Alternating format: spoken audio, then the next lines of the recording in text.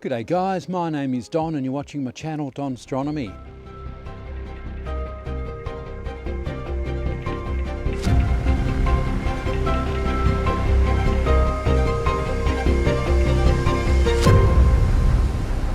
It's been quite a while since I've done a video, so I apologise for that.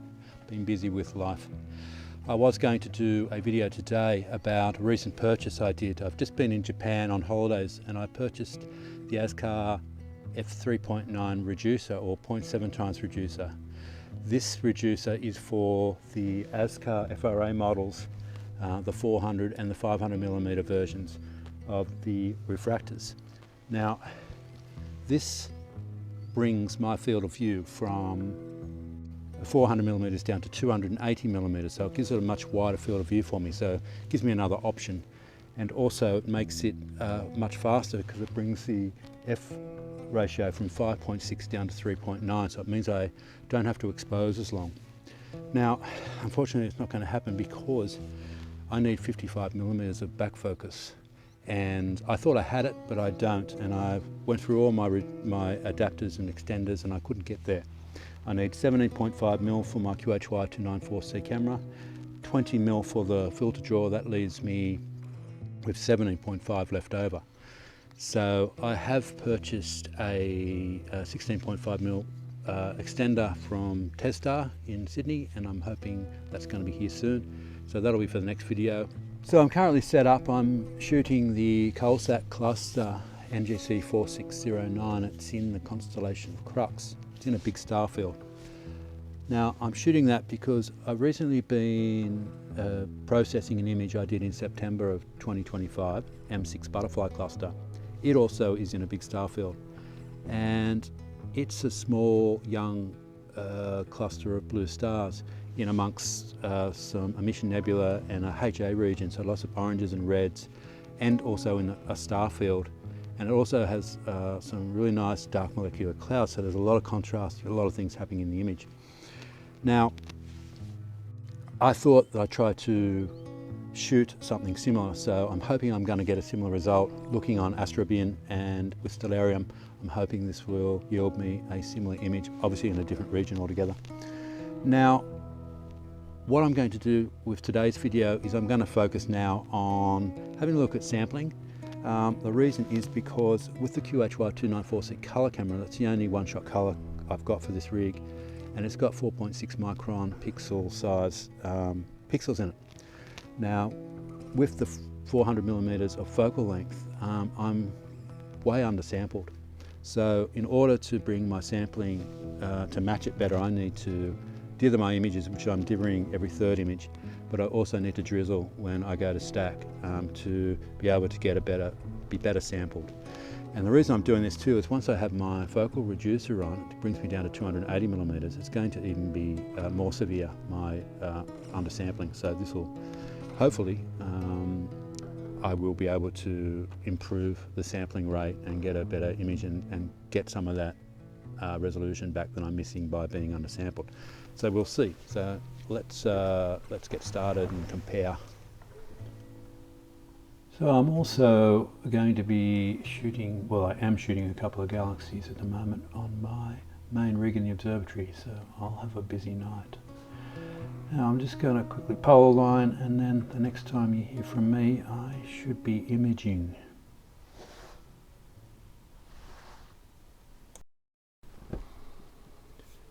Okay, my image is in and it's not looking too bad.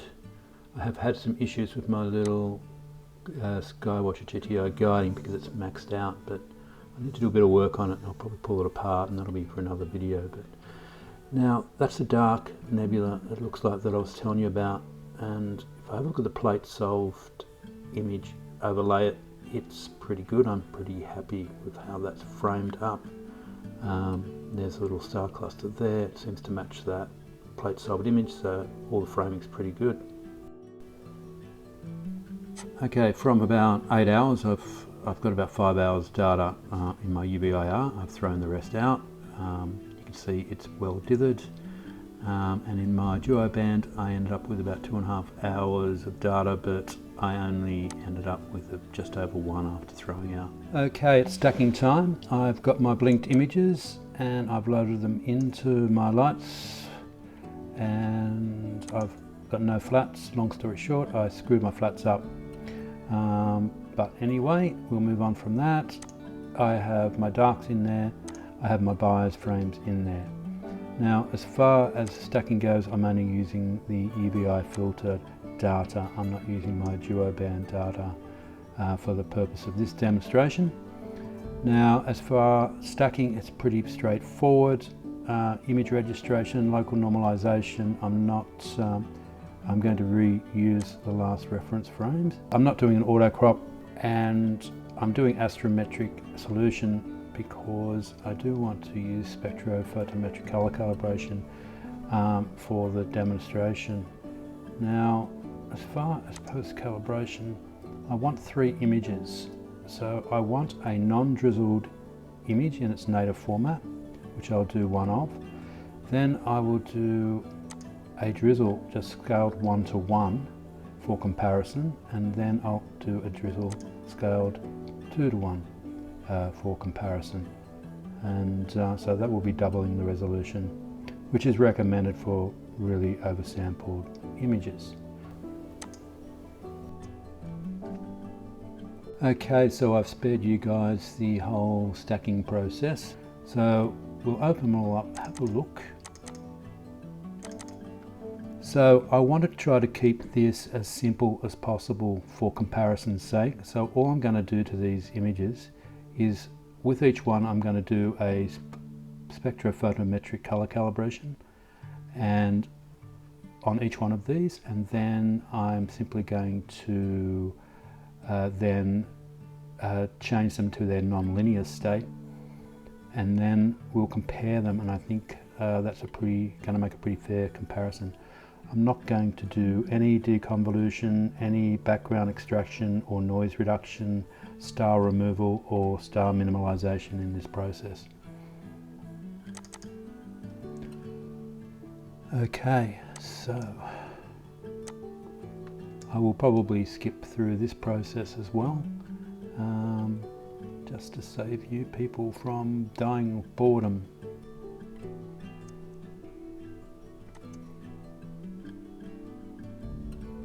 Okay, that is done, and we get our little white balance printout here. You can save that to what you want with it. For me, I'm just going to shut it down for now, and we've finished with that process, so we'll move on. Okay, so now I'm going to bring them to a nonlinear state now.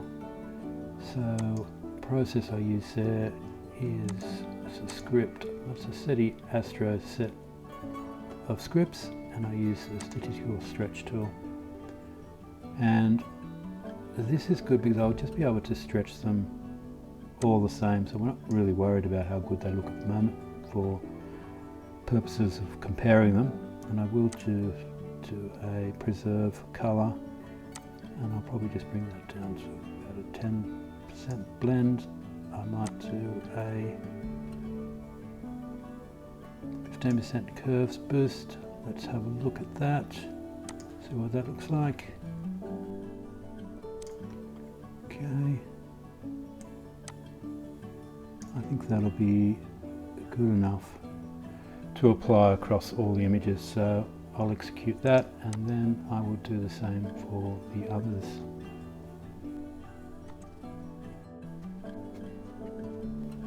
They should be pretty well evenly processed at this stage, so we can start to compare them now. Okay, so I've just tidied this up a little bit, and I've added an upsampled image here. So I've upsampled my native bin 1:1, and I've upscaled it to match the drizzled 2:2. So now we have the native 1:1, we have the drizzled 1:1, we have the upsampled to match the drizzled 2:2 resolution.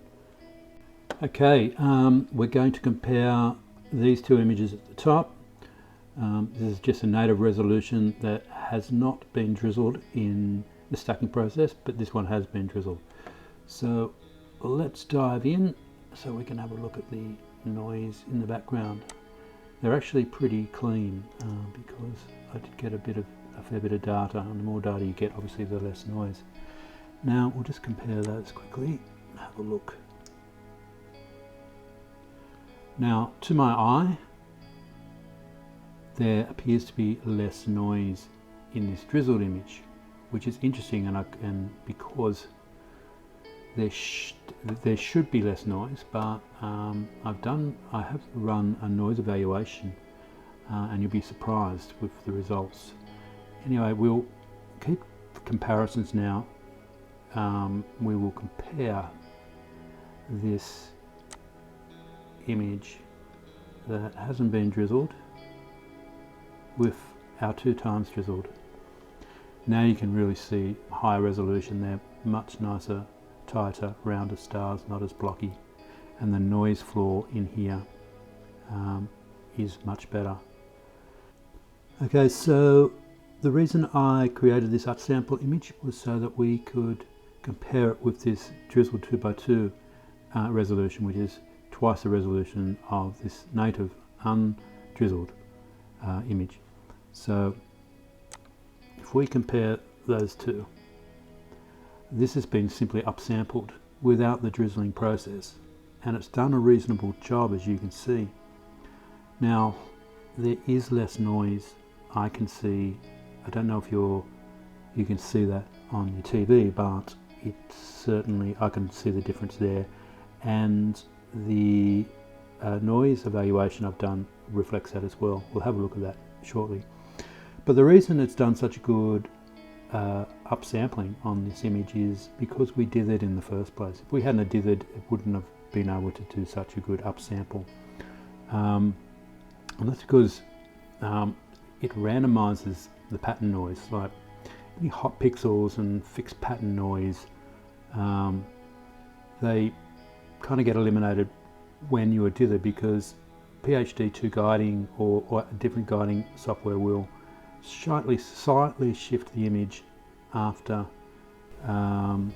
it has been downloaded, just so that you don't end up with fixed pattern noise all over the images. So it ends up becoming more random and a random pattern of noise, and it's much easier for noise reduction programs to get rid of that noise than it is for fixed pattern noise. So let's now just dive in a little bit deeper just to get a good